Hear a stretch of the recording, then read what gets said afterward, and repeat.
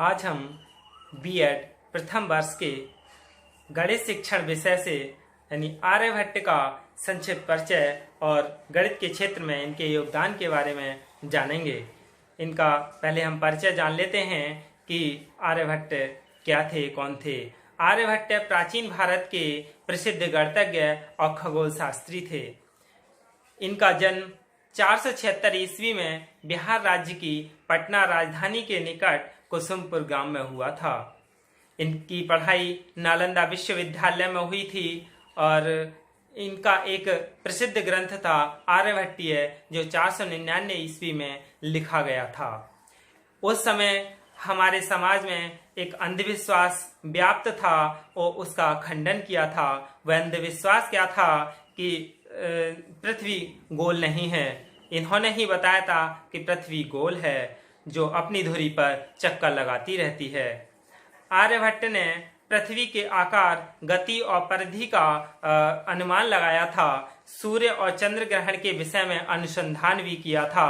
उस समय सूर्य और चंद्र पर राहु और केतु का प्रकोप मानते थे और ये इन्हीं का ही कारण मानते थे कि राहु और केतु की वजह से ही ग्रहण पड़ते हैं। इन्होंने ही इसका खंडन किया था और सही बताया कि सूर्य और चंद्र ग्रहण चंद्रमा और पृथ्वी की परछाई से पड़ता है। चंद्रमा स्वयं नहीं चमकता बल्कि सूर्य के प्रकाश से चमकता है। आर्यभट्ट ने ही शून्य का आविष्कार किया था। वैसे इनसे पहले भी शून्य का आविष्कार किसी ने नहीं किया था, लेकिन इनके ग्रंथ में शून्य का प्रयोग किया गया था। तो इनसे पहले शून्य का प्रयोग किसी ने भी लिखित रूप में नहीं किया था। इन्होंने जितने भी गणित के नियम और सिद्धांत थे वो सब 30 श्लोक में ही लिख दिए थे, जिसमें 30 श्लोक में इनके लिए 4 भागों में बांट लिया था। यही इन्होंने गणित के क्षेत्र में बहुत योगदान दिया है। इनके बारे में हम जान लेते हैं कि गणित के क्षेत्र में क्या क्या योगदान दिया है। आर्यभट्ट ने अपना प्रसिद्ध ग्रंथ आर्यभट्टीय अथवा आर्य सिद्धांत 6ठी शताब्दी के प्रारंभ में लिखा होगा। इसमें ज्योतिष शास्त्र के मूल सिद्धांतों का संक्षेप में वर्णन किया गया है। यह ग्रंथ ज्योतिष शास्त्र का एक प्रामाणिक ग्रंथ है। इस ग्रंथ की रचना उन्होंने सन 499 में कुसुमपुर में की थी। इस ग्रंथ में 121 श्लोक हैं जो 4 खंडों में विभाजित किए गए हैं।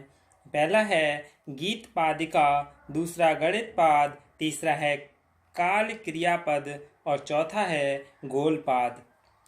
आर्यभट्टीय ग्रंथ का चौथा खंड बहुत छोटा है। इसमें 11 श्लोक हैं, लेकिन उनमें इतनी अधिक सामग्री भर दी गई है जो सूर्य सिद्धांत के संपूर्ण मध्याधिकार और कुछ स्पष्टीकरण में आई है। इसमें आर्यभट्ट ने संक्षेप में संख्या लिखने की एक अनोखी विधि प्रतिपादित की है। उसका एक श्लोक भी लिखा है, वर्गाक्षराणि वर्गे अवर्गे अवर्गाक्षराणि कांग मोय ख्वादिन वके नवरा खद्विन वके स्वरानव अवर्गे अवर्गे नवांत वर्गे वा। इसका अर्थ क्या है?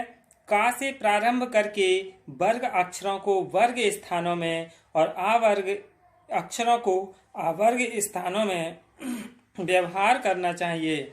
इस प्रकार वहाँ और माँ मिलकर यह होता है और वर्ग तथा अवर्ग स्थानों के 9 दूने शून्यों के 9 स्वर प्रकट करते हैं। यही क्रिया 9 वर्ग के अंत के स्थानों तक दोहरानी चाहिए।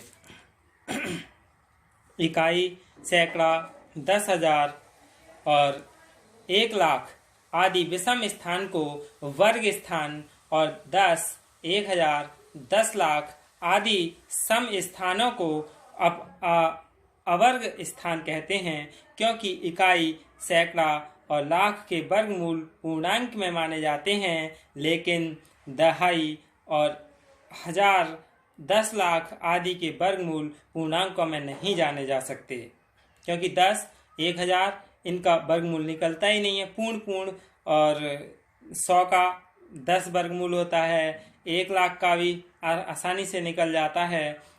इसीलिए इन्होंने अलग अलग स्थानों में रखा है। आर्यभट्ट पहले आचार्य हुए हैं जिन्होंने अपने ज्योतिष गणित में अंक गणित और रेखा गणित के प्रश्नों का समावेश किया है। उन्होंने अनेक कठिन प्रश्नों को 30 श्लोकों में समाविष्ट कर दिया है। एक ही श्लोक में श्रेणी गणित के 5 नियम समा गए हैं। दूसरे श्लोक में दशमलव पद्धति का उल्लेख है। इसके परवर्ती श्लोकों में वर्ग का क्षेत्रफल, त्रिभुज का क्षेत्रफल, शंकु का घनफल, वृत्त का क्षेत्रफल, गोले का घनफल, विषम चतुर्भुज के क्षेत्र के कणों के संपात से दूरी और क्षेत्रफल तथा सब प्रकार के क्षेत्र की मध्यम लंबाई और चौड़ाई ज्ञात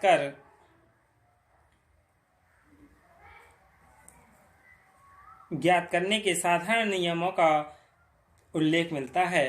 एक स्थान पर यह उल्लेख है कि परिधि के 6वें भाग की ज्या उसकी त्रिज्या के बराबर होती है। एक श्लोक में वृत्त का 20,000 होने पर उसकी परिधि का 62,832 का होना बतलाया गया है। इसमें परिधि तथा व्यास का संबंध दशमलव के चौथे स्थान तक शुद्ध आ सकता है।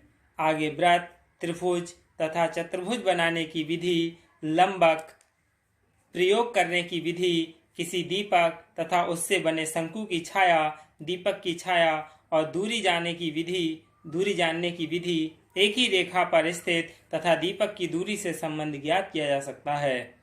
बीजगणित में साधारण नियम इन्होंने दिया था। वह क्या था? का प्लस खा का होल वर्ग माइनस का वर्ग प्लस खा का वर्ग, यानी इसे a प्लस बी का whole square minus a square plus b square बराबर 2ab, यानी 2 का खा और 2 राशियों का गुणनफल ज्ञात कर और अंतर ज्ञात कर राशियों को अलग अलग करने की विधि, भिन्नों के हारों को सामान्य हारों में परिवर्तित करने की विधि, भिन्नों में गुणा और भाग देने का तरीका आदि इतना अधिक बातें इन 30 श्लोक में समाविष्ट की गई हैं कि वर्तमान पद्धति पर लिखे जाने पर यह एक विशालकाय ग्रंथ बन जाएगा। आर्यभट्ट में त्रिकोणमिति का भी वर्णन है। ज्या का प्रयोग यानी साइन का प्रयोग सर्वप्रथम इस ग्रंथ में मिलता है। इसमें ज्या और उत्क्रम ज्या की सारणियां भी दी गई हैं। इस ग्रंथ में ज्या सारणी बनाने के 2 नियमों का उल्लेख है। प्रथम नियम इस प्रकार है, पहला ज्या में से उसको उसी से भाग देकर घटा दो। इस प्रकार सारणी ज्याओं का दूसरा अंतर प्राप्त होगा। कोई सा भी अंतर निकालने के लिए उनसे पिछले समस्त अंतरों के जोड़ को पहली ज्या से भाग देकर उससे पिछले अंतर में से घटा दो। इस प्रकार सारे अंतर प्राप्त हो जाएंगे। ज्योतिष के अलावा गणित शास्त्र में भी आर्यभट्ट ने नए सिद्धांत प्रतिपादित किए। भारत में सर्वप्रथम उन्होंने ही बीज गणित का ज्ञान विस्तार से प्रकट किया। उनके गणित शास्त्र के नवीन ज्ञान को देखकर आज भी बड़े से बड़े गणितज्ञ उनकी प्रतिभा का लोहा मानते हैं।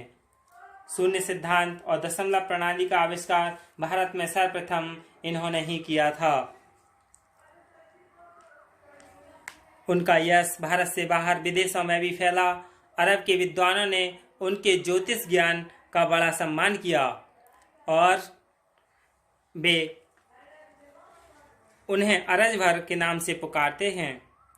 भारत सरकार ने अपने पहले स्पुतनिक का नाम उनके नाम पर यानी आर्यभट्ट रखकर उनके प्रति आभार प्रकट किया।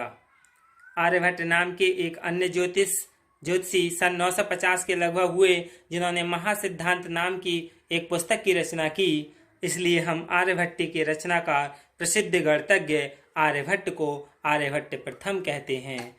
यही क्या है, आर्यभट्ट का गणित के क्षेत्र में योगदान है। धन्यवाद।